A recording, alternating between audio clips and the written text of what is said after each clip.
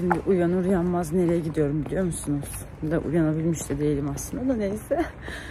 Uzun zamandır yaptırmak istediğim dövmelerim vardı. Yani sürekli böyle arşivimde fotoğrafları ve ben onlara bakıyorum. İşte yaptıracağım. Dedim ki bu böyle olmayacak dedim. Ben bunu böyle dedim ertelersem erteledikçe ertelenecek. Çünkü çok fazla dövme. Yani küçük küçük dövmeler ama hani gidip de böyle 5 dakikada yaptıracağınız bir şey değil. Bunu dedim benim bir gün ayırmam gerekiyor. Sonra işte şu anda oraya gidiyorum. Dövme yaptıracağım. Dövmelerimi daha doğrusu. Çok böyle tatlı dövmeler. Bir tanesi Hello Kitty. Bir tanesi Kukişko. Dumanı yaptırmıştım biliyorsunuz. 2 sene oldu herhalde yaptıralı. Neyse. Öyle yani. Gidiyorum. Heyecanlıyım. Ne kadar sürecek bilmiyorum. Ama kısa sürmeyeceği de kesin. Bir tanesi büyük gibi. Çok büyük de değil ama büyük gibi.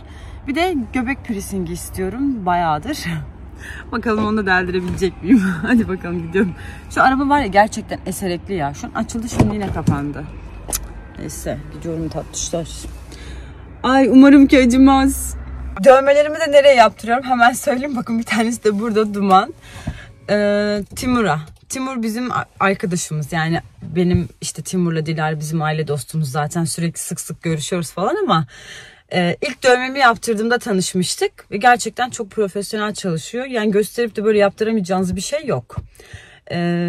Bir de sürekli şimdi onlarla görüştüğümüz için de farklı dövmeler de görüyorum.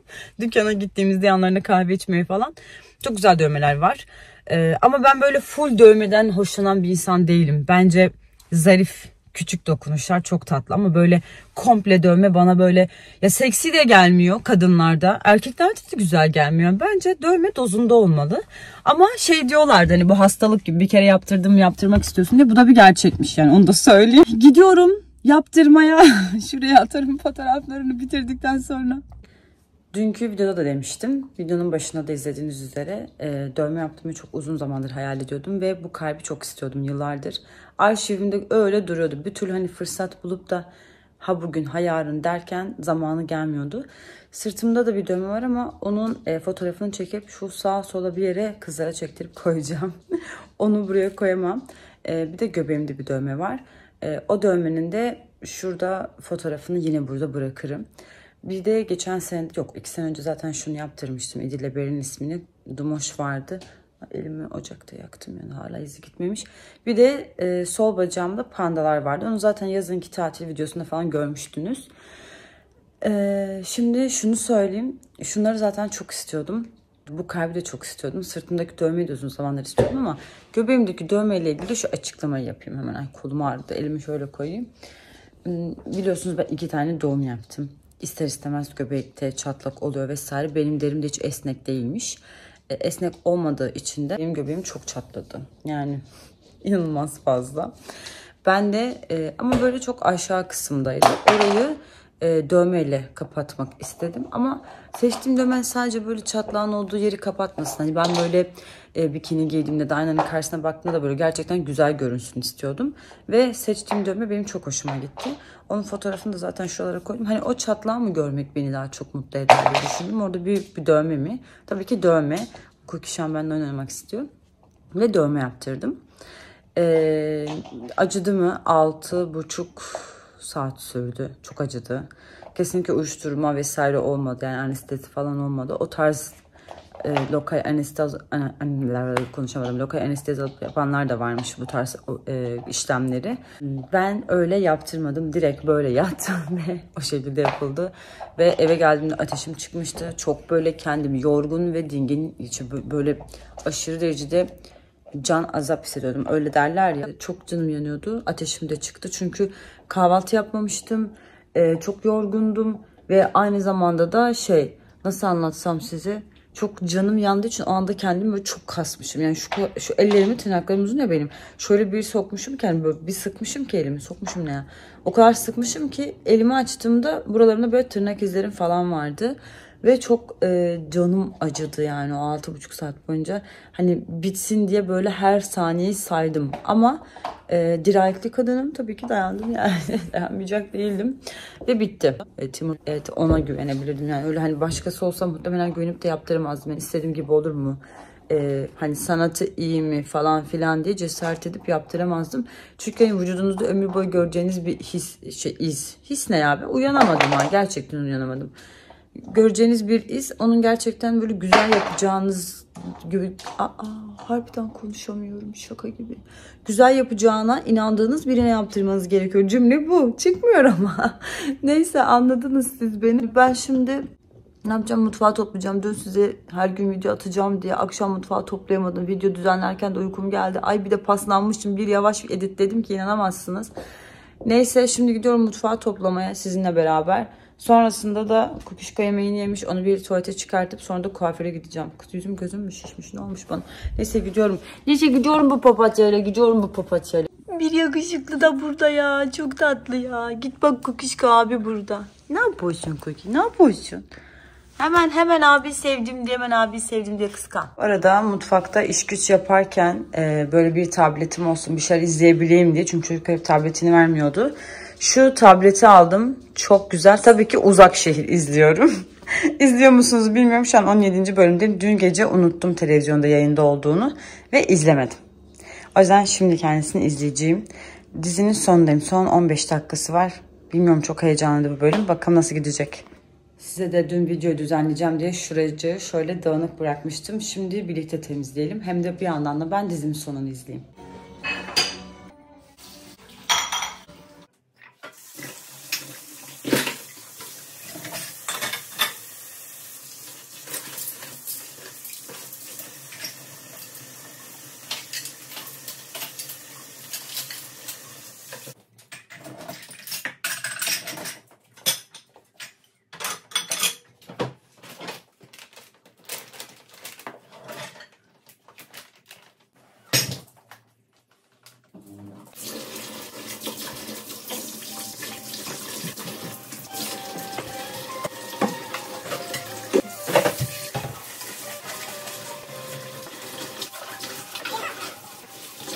Kadından boşanmış olarak konağa gelmek.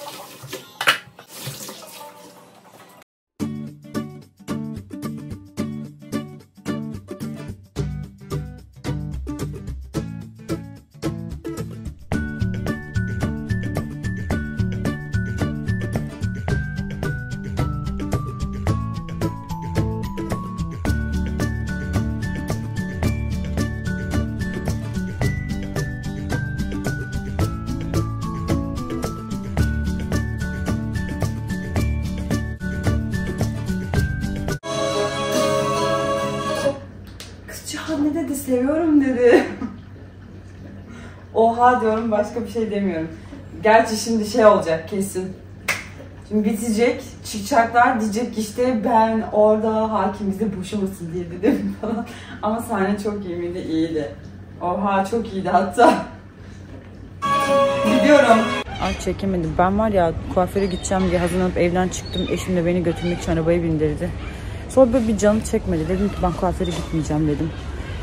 Annene yemek yapmaya gideceğim dedim. Neyse, sonra beni oraya götürdü. Sonra Elif abla dedi ki anneme de arkadaşları gelmiş, bir sürü yemek getirmişler. Ben de dedim o zaman eve gidelim dedim. Eve yemek yapayım. Dün et almıştık ya, hatırlarsanız. Et ve kemikli et.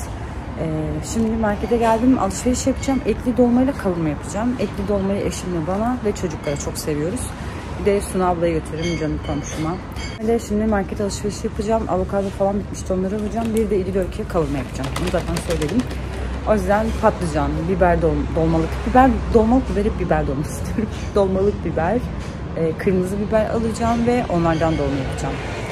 Alacaklarımı alayım. Sonra sizinle birlikte dolma. Avokadonun yumuşağını seçmeye çalışıyorum ama hepsi sert. Neyse, elmanın yanına koyarız. Hemen sert, yumuşar.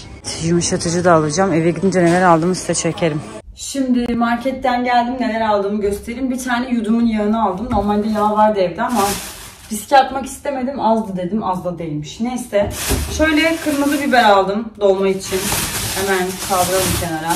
Patlıcan aldım. Patlıcan yanına böylece bunları eklemiş. Bunları çok seviyor. Helva istedi. Ben ve eşim helva yemediğimiz için maydanoz. Dedim ki şöyle küçük al. Tabii ki patlıcan, ama marketteki patlıcanlar o kadar küçüktü ki patlıcan bulmakta bayağı bir zorlandım. Yani dolmalık patlıcan bulmakta bayağı bir zorlandım. Şöyle bir paket cips almış belirli. Bir tanecik avokadom var. Bunu hemen elmaların yanına koyuyorum balkona yumuşasın diye. Biber aldım ama dolma biberlerin içi geçmiş. Neyse idare edeceğiz, yapacağız. Bu şekilde dolma dolmamız olacak. Çileğini İdil Öykü'nün eşim yediği için çilek aldım. Görünce Snickers'da geçirmek çocuğum diye. Şöyle bir tane Yumuş'un bu yumuşatıcısını bu aralar çok seviyorum. Şöyle yakından göstereyim. Çocuklar doğduğunda da bunun beyazı vardı. Beyazını almıştım. Yeniden kıyafetlerini onlarla yıkamıştım. Ama ne çabuk geçiyor ya. Yine kefir, belirleyeceğinin aldığı şeyler. Kendime sade kefir aldım. Aslında Altın Yıldız markasının kefirini daha çok seviyorum. Altın Yıldız pardon. Ama onu bulamadım. Bellice bir tane daha kefir almış. Biber salçam bitmiş ya. O biber salçası dolmam kesinlikle daha az lezzetli olacak ama sonunda bir tatlı kaşığı kalmıştı, onu atmadım. Bunu aldım ama kesinlikle onunla güzel olmasın. Marketin hediye çıktı, burada kalsın. Bir de burada maydanozum var. Market alışverişim bu kadar. Ne kadar tutmuş? Fişi nerede kaldı? Burada. Söyleyeyim hemen size. Bir de bunu aldım. Bu da pişirme kağıdı. Kasa arkası indirimliydi. Yani böyle bakın. 1138 TL arkadaşlar. Yurt dışından arkadaşlar için paylaşmış oldum fiş fiyatını. Yoksa Türkiye'dekiler için paylaşmıyorum arkadaşlar. Bazen paylaşınca bize market fişini neden gösteriyorsun? Ne alaka? Alan var, alamayanlar vardı. Tabii ki onun için paylaşmıyorum. Aşk olsun yani. Beni az çok tanıyorsunuz diye düşünüyorum. Ayrıca market alışverişiyle kim niye birine hava atsın? Ayrıca ben öyle biri zaten değilim ya. Böyle yazanların yazdıklarını beni tanımadıkları için üstüme almıyorum. Bir de ne aldık? Tatlı. Bir gün bana gelirseniz, yani gelebilirseniz ki gelmenizi çok isterim. Size çok güzel kahve içeriz. Kemal Paşa'yı çok seviyorum. Ve bunu görmemeliydim markette. Ama ben ne yaptım? Tabii ki kendimi tuttum. Bakın böyle market alışverişi yapan var mıdır? Dedim ki ben bunu yiyemem. Çok yemiş olurum. Ve bu benim için kötü olur. Çünkü ben şeker yemiyorum. O yüzden sadece 2 tanecik koyun dedim. Ve 2 tane koydum. Diğer 2 tane şekerpare verelim, benim değil. Ben şekerpareyi hiç sevmem. Ama Kemal Paşa'ya aşığım. Çok güzel. Hadi yemeğimizi yapalım. Şimdi bütün malzemeleri yıkadım, akladım, pakladım. Buraya çıkarttım. İşte karabiberimi, pul biberimi, burada da sumağım var. Aslında tane sumak daha güzel ama buzluktaydı benim sumağım, bitmiş. O yüzden böyle toz sumak kullanacağız. İçine bir tatlı kaşığı atsam yeter, bir de dolmanın üstüne. Şimdi şu parça etler dolmanın tencerenin dibine gelecek. Bunu da biraz büyük doğramış kasap. Küçük küçük doğrayacağım. Sonrasında işte biberimi, domatesimi, patlıcanımı, dolmalık biberlerimi dolduracağım. İçerisine neler koyacağımı da hemen söyleyeyim. Şu kabımın içerisinde göz kararı pirinç, bir tane biber, bir tane kırmızı biber. İçine çok yakışıyor. Ben çok seviyorum. Soğan çok fazla değil. Normalde Türk dolmalarında soğan daha fazla oluyor ama bizde soğan sadece böyle yarım soğan falan, böyle aromatik bir tat versin diye. 2 diş sarımsak, bir tane domates, biber salçası, domates salçası, sumak, kişniş çok az bir şey, nane biraz koyuyorum, bir de maydanoz koyuyorum içerisine, karabiber, pul biber. Bunu böyle güzelce bol yağla yoğuracağım. Yani yoğuracağım derken karıştıracağım. Yoğurmak nereden çıktı? Daha sonrasında işte içine oyduğum malzemelerimi dolduracağım. Bu kadar. Benim yaptığım dolma böyle. Eti de ekleyeceğim. Eti zaten anladınız. Orada gördüğünüz için söylememe gerek yok. Tencerenin dibine de dediğim gibi etleri koyacağım. Sonrasında da pişireceğim. Niye bu kadar fazla onu da söyleyeyim. Kayınvalideme de götürürüm diye düşündüm. Bir de biraz artarsa belki dolmalık biberlerin 6 tanesini falan buzluğa koyarım. Kızlar okuldan gelince hazır yemek olur diye düşündüm. Bakalım ilerleyiş nasıl olacak. Öncelikle burada kırmızı biberle yeşil biberimi doğradım. Doğradığım biber şu. Bu köy biberleri çok lezzetli oluyor. Ben onları çok seviyorum. Şimdi tenceremin dibine şöyle hemen, bunları da var ya dün buzluğa koymayacaktım ama dedim ki yarın yapmazsam dedim dolmayı. Hadi dedim bozulmasın, buzluğa koyayım. Şöyle açıldı. Etleri de böyle tencerenin dibine, ay şu çok iyi. Kendim yiyorum dermişim bunu pişince. Cookie var ya şu an etin kokusunu alıyor ya, nasıl geliyor. Etleri böyle tencerenin dibine diziyorum kızlar. Şimdi dolmanın içini yapacağım. Çok kötü gözüküyor. Etleri yıkadım. Ben yıkamadan yapamıyorum. Bunu bekleyeceğim. Etim burada kalsın. Bu eti de doğrayacağım. Küçük küçük domatesim, soğanım, kırmızı biberim. Zaten bu tarifini verdim. O şekilde yapacağım arkadaşlar. Neler koyduğumu söylemiştim. Ben sırasıyla şimdi malzemelerimi doğruyorum. Ben içinde domatesin verdiği o aromatik lezzeti çok seviyorum. Şu anda eşim geldiği yere of dolma mı vardı? Tabii ki dolma var. Hemen doğrayalım şöyle soğanımızı. Soğan bu bile büyük yani. Normalde bizde var ya böyle çeyrek soğan falan koyarlar. Seni atalım. Güzel geldi. Evet, şimdi ben hızlı hızlı yapıyorum. Sizi hızlıya alıyorum. Hazır mısınız?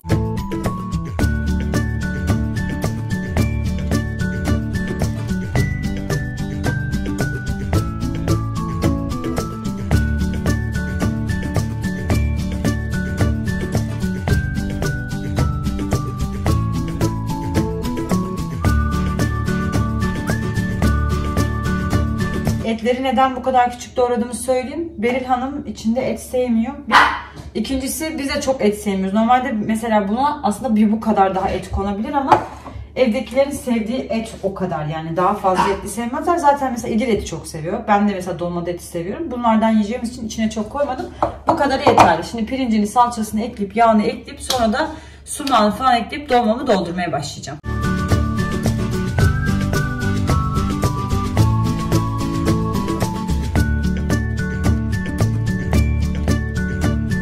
Şimdi acı biberini, biber salçasını, domates salçasını ekledim.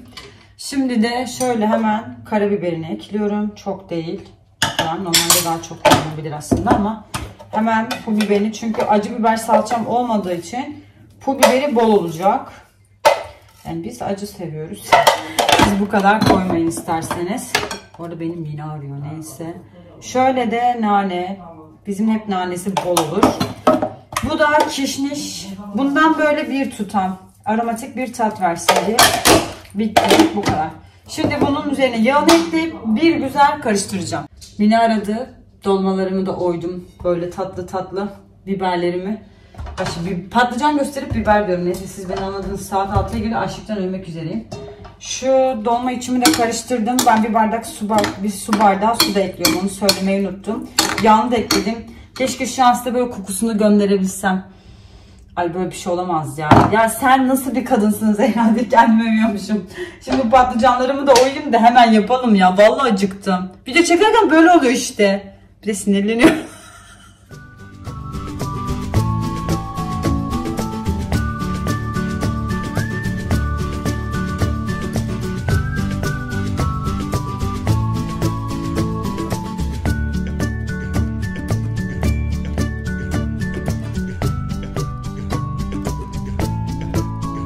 Komik ya. Geçen dolma yaptığımda biri bana şey yazmıştı. Aa, sen patlıcan oymayı biliyor musun? Hep pratik yemekler yaptığın için ben senin yemek yapmayı bilmediğin için yaptığını sanıyordum yazmıştı.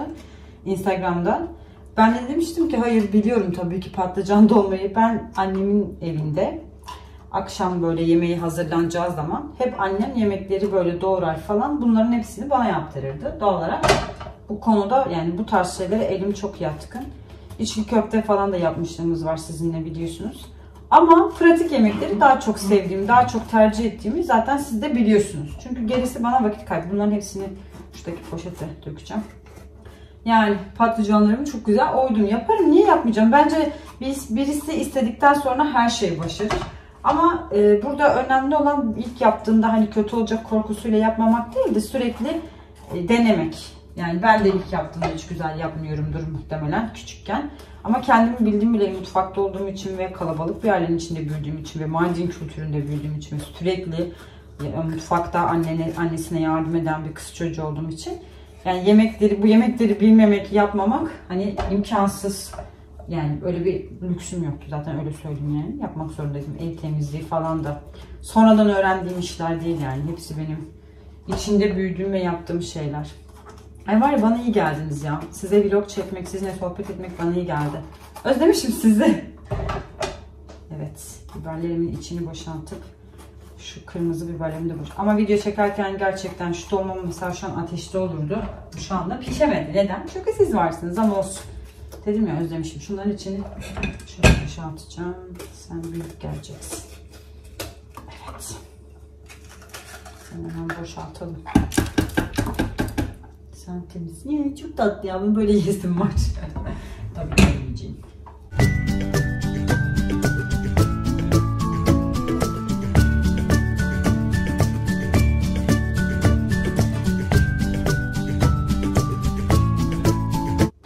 Aşk olsun yani. Şurada maydanoz duruyor. Biriniz de çıkıp demiyorsunuz ki Zehra dolmanın maydanozunu doğramadın. Neyse ya. Açlıktan beynim çalışıyor mu? Çalışmıyor. Hemen doğruyorum. Maydanoz çok ince kıyılacak. En büyük özelliği bu. Evet, maydanozunu eklememişim. Ben de az önce koklarken dedim ki bunu dedim. Bir şey eksik mi yoksa tam mı? Çünkü ben influenza'dan hala koku alamıyorum. Sonra eşim dedi ki çok güzel kokuyor. Tabii o tarif olarak demedi, hani lezzet olarak. Evet, aşırı güzel kokuyor falan. Ben oradan anlamalıydım bunda bir şeyin eksik olduğunu. Evet. Geldi tatlım senin maydanozun. Buyur.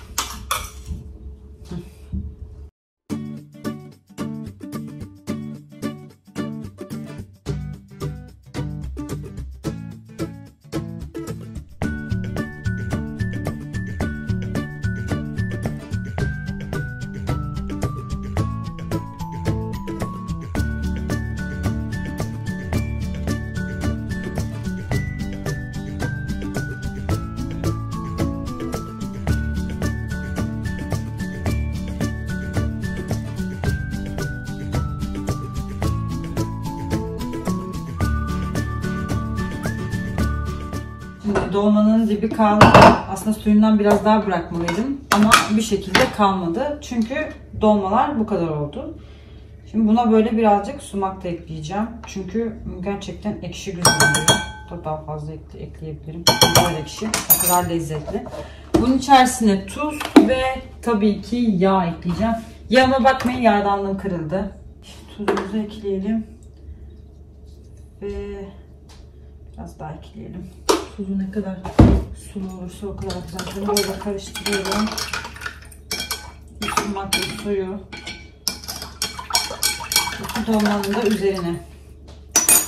Hazır mısınız tatlışlar? Evet. İki dolmanın derken bilerek bu arada karışık yaptım. Mesela buraya sadece patlıcanları, buraya sadece kırmızı biberleri koymadım. Bence birbirlerine lezzetlerini veriyorlar ve bu dağılım da benim aşırı derecede hoşuma gidiyor. Üzerine tabak koyacağım. Etler de dibinde. Dibine biraz böyle kabak da koydum. Çünkü o kalan kabağı biz çok seviyoruz. Sen biraz karışsan ne kadar güzel olur. Biraz sumak dökülsün istedim ama dökülmedi. Evet. Şimdi şöyle kalan sumakları da dağıtalım. Of, çok güzel olacak kızlar. Evet. Artık pişebilirler sonunda. Demiştim ya kavurma yapacağım diye. Evet, burada etimi kavurmaya başladım. Düdüklü tencerede yapmayacağım. Sırf size ses gelmesin diye. Bu burada kavrulsun. Şimdi dolmalarımın üzerine hemen tabaklarımı koyacağım. Şöyle ıstıralım. Şu şekilde. Evet. Tatlı tatlı pişin bakalım minnoşlar. Gel bebişim. Evet kızlar, yemekleri ateşe koydum. Kavurmayı da koydum. Kavurmayı size çektim mi ya? Yoksa Instagram'a mı çektim? Vallahi artık beynim de bulandı. Bir oraya bir buraya çekmekten. Neyse. Yemekleri eşime emanet ettim. O bakacak. Ben kukuşkumu çiçeğe götüreceğim. Çünkü sıkıldı. Bana diyor ki anne benimle ilgilen. Çünkü üzerine biber salçası mı yapmışım? Aman neyse. Kimsenin gökte salçaya bakacak hali yok üstümde. Değil mi anne işin kucucu? Gitme buraya gel. Kolunu sokalım annesi. Evet. Çok güzel oldun ya. Çok yakışıklı oldun ya. Her zamanki gibi ya. Evet aşkım. Bakınız. Bir güzellik. Bir bebek. Oh. Gidelim annem. Hadi bakalım. Gidelim azıcık süre dolaşalım. Değil mi kucuğum? Ay güzellik. Fofuduk danam. Umarım ki yemekleri yakmazlar. O kadar emek verdim. Dur Cookie. Bunu da şeyini kısalttım. Pufudum. Kendine bakacağım. Bebeğim. Hadi gel biraz dolaşalım. Şuradaki çocuk topa vuruyor. Topa vurdukça Cookie'nin çok fazla dikkatini çekiyor. Yalnız ayın güzelliğine bakın. Hiç gösteremedim size. Benim gözümün gördüğü gibi görmüyor kamera ya. Ne kötü. Neyse. Yüzeyindeki böyle desenler bile belli oluyor. O kadar ki güzel. Değil mi aşkım? Yemekler pişti ama şunun suyunu çeksin diye altını açtım. Şöyle göstereyim ya. Böyle bir şey olamaz ya. Keşke şu an kocaman bir sofra kursam ve hepiniz, siz izleyenler, hepiniz gelseniz de birlikte yesek. Bu böyle az bir şey suyunu çeksin. Bunun suyunu abartmışım, o yüzden patladı. Gerçi ben onu kendim patlattım. Yanlışlıkla etin piştim diye tadına bakacakken çatalı oraya soktum. Olsun. Olur böyle şeyler ya, bir şey olmaz. Burada da İdil Toş'un kavurması. Suyunu çekti, şimdi et kavrulsun diye bekliyorum. İçindeki o minik yağlar erisin. Tamamdır. Bunun altını çok minik açayım. Çünkü bunun altında çok et vardı. Etler böyle hafiften bir tık daha altı yanıyor gibi olunca ben bayılıyorum. Onun altını yakmam, bunun altını yakarım. Siz de öyle seviyor musunuz? Bir de eşim bunu gidip yoğurtla yiyor ya. Mundar ediyor resmen. Bu yoğurtla yenir mi ya? Bunu tek başına yiyeceksin. Of, yanına turşu, bitti. Kalan yemekleri şöyle sokaktaki köpeklere götüreceğim. Sonra komşuya dolma. Bir de İdil Öykü pasta yapmak istedi. Onu da pastasını yaparken bir yerden destek olmaya çalıştım. Kendisi yaptı, ben değil, ama keki ıslattım. Destek olmadım, ben mi yaptım? İdil Öykü çok güzel kapattım. Gel yardım et. Saat şu an 9'a geliyor. Ve benim tutayım. Kukişko ya. Kapıda bekliyor. Kargomu da açamadım. Orada da kargolarım var. Cookie beni bekliyor. Beril, Cookie'yi çağırsana, yanına gelsin. Gidiyorum komşularımı yemeğe götürmeye ve köpeklerin de yemeklerini götürmeye. Bay bay bebeğim. Hoşça kal. Beni nasıl alıyor mesela? Şu anda mı kamerayan ya? Suna abla YouTube'la tanışırken. Şu anda yürüyüşü bitirdik. 1 saat yürümüş müyüz? Yani 55 dakika falan oldu. Değil mi? 55 dakika falandır yürüyoruz.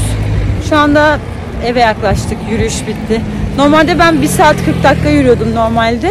Ama buradaki köpeklerden cesaret edip tek başıma teleferiye kadar yürümüyorum gece. Gündüz yürüyorum da gece de Suna ablacığımla yürüyoruz. Normalde Gülistancığımız da yanımızda oluyordu ama bugün bacağı ağrıyormuş, gelemedi. Bu arada Suna abla benim komşum. Hem de 8 yıldır aynı sitede oturuyormuşuz. 1,5 ay oldu mu tanışalım? Geç tanışmak nasip oldu. 1,5 ay. Evet. Cookie sayesinde 1,5 ay önce tanıştık. Aynen. Sonra o günden beridir aşkımız devam ediyor. Ayrılamıyoruz, her gün birlikteyiz. Öyle işte, şimdi eve geliyorum. Yürüyüş çok iyi geldi ama. Saçlarıma bakın yalnız nasıl kabardı. Hava nemli oluyor ya burada akşamları. Bize Cookie'şkom. Bak, sen onu kucağına almanı bekliyorsun. Niye alamıyor mu? Alırım. Alsana. Korkuyor mu acaba dedim. Ben yok. Suna abla Ama ya. yalanmayı sevmiyorum işte. Evet, yüzümü ben de yalatmıyorum. Böyle omzuna doğru koy onu. Omzuna doğru koy, böyle omzuna yatsın. Heh. Bak benim paşam ya. İdil Öykü kendini tatlı yapmış. Evet, biz şimdi Suna ablayla kahvelerimizi içeceğiz. Tabii ki o Tarsuslu olduğu için bunda.